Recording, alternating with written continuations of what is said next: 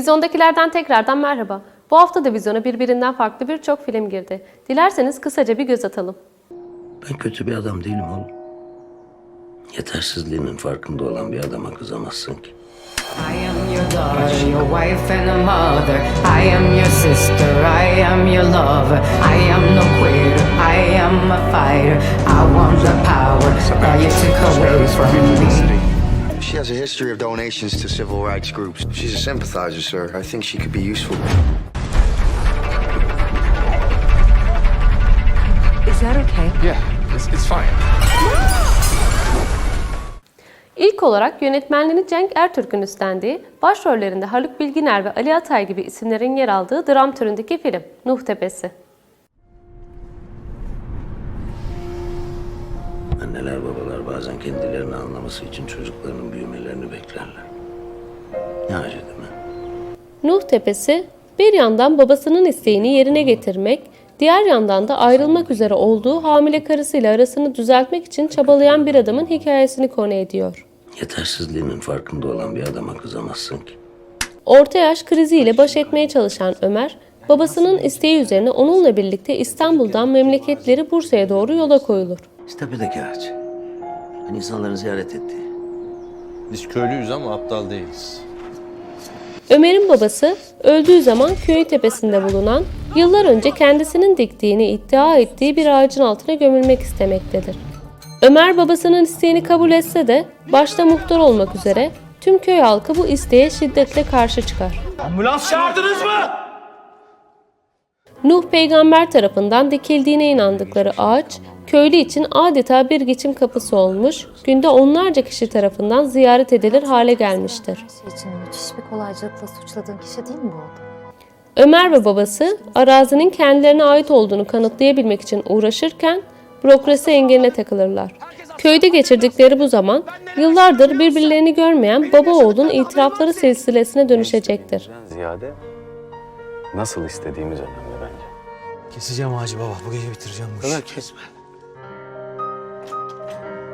Ulan terbiyesizlere bak. Gel.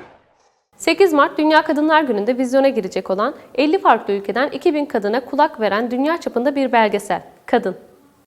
I love being a woman. I love the tenderness. Kadın, 50 farklı ülkeden 2000 kadına kulak veren dünya çapında bir proje. To be a woman. Bu kadar geniş çaplı olmasının yanı sıra insanlığın yarı nüfusunu oluşturan kadınların samimi portrelerini gözler önüne seriyor. Bu belgesel, kadınların tüm dünyada maruz kaldığı adaletsizliklere ışık tutmak için bir fırsat. Ancak kadının daha çok altını çizmek istediği şey, kadınların içsel gücü ve karşılaştıkları tüm zorluklara rağmen dünyayı değiştirebilme kapasiteleri. I am your daughter, your wife and a mother. I am your sister, I am your lover. I am no quitter, I am a fighter. I want the power that you took away from me.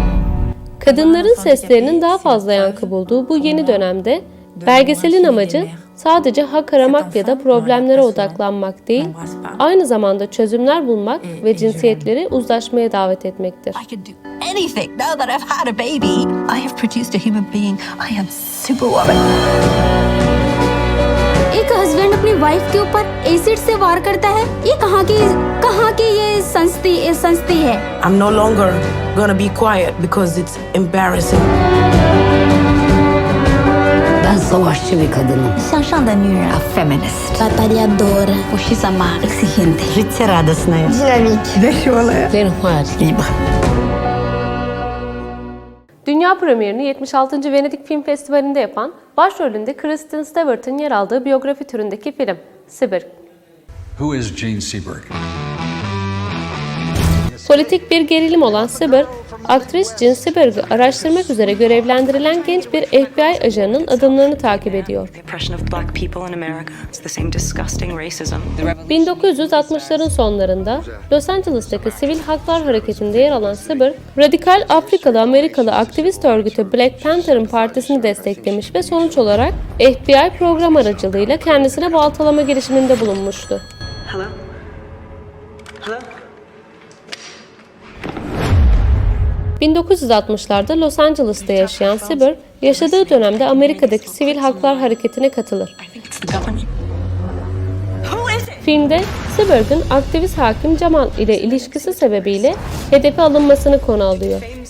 Cyborg'un Hoover ve adamları tarafından sürekli gözlem altında tutulması ve taciz edilmesi kariyerini etkilemeye başlamaktadır. Başrolünde Kristen Stewart'ın olduğu filmin ilk gösterimi 76. Venedik Film Festivali'nde gerçekleşmiştir. Son olarak da komedi filmi sevenler için Ned Faxon ve Jim Rush'ın yönetmen koltuğunda oturduğu film Yokuş Aşağı. Maybe we ski the beast after lunch. I'll do that, Dad.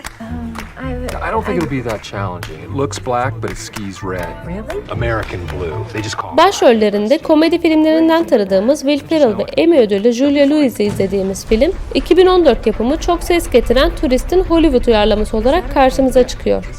Ned Faxon ve Jim Rush'ın birlikte yönettiği filmde evli bir çift, çocukları ile birlikte Alp Dağları'na kayak tatiline gider. It looked like it was gonna kill us. For a moment. The kids were screaming. Ancak burada ilişkilerini yeniden gözden geçirmelerine neden olacak olaylar yaşanır. Pete, and he had grabbed his phone.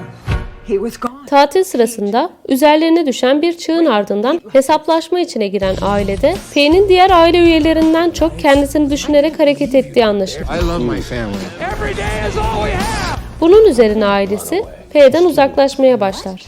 Büyük bir hesaplaşma kapıdadır. I don't understand why there weren't any warnings posted anywhere. There was a warning. What? Posted at lifts, gondolas, hotel receptions, restaurants, shops, bars, soda machines, toilets. We didn't see any of that. Well, Bu haftanın da sonuna geldik. Gelecek hafta görüşmek üzere. Hoşça kalın.